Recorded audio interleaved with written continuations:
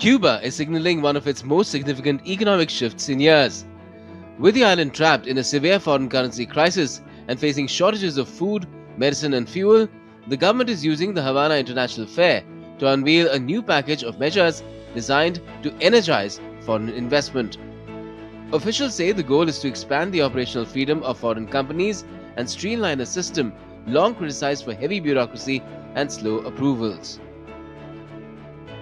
Se va a establecer un nuevo esquema diferenciado. We have initiated, as part of the government's program of actions, a process of partial dollarization of the economy, and foreign investment operates mainly in national currency.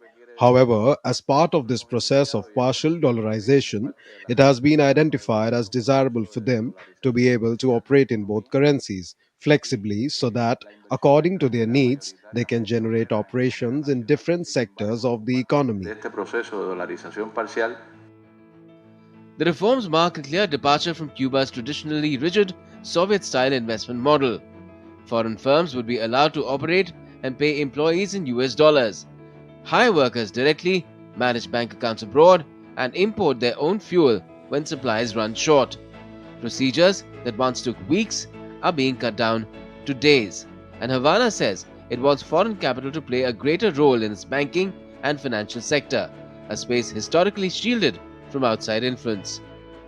At this year's fair, which brought together 715 companies from 52 countries, the government showcased new thematic investment zones and partnerships aimed at sectors it sees as critical to economic transformation. But the broader context remains challenging.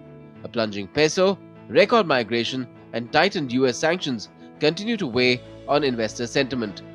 Cuba says it approved 32 new business projects worth $2.1 billion this year. Yet experts warn the island needs far more, at least $5 billion annually, to turn its economy around. For Cuba, foreign investments are now a central part of its economic strategy. But the real test is whether these new rules can attract the scale of capital the island needs. With the economy under strain, the impact of these reforms will decide how quickly Cuba can steady its footing. In New Delhi with camera person Manoj, this is Diptanshu Kashyap for the Economic Brief, DD India.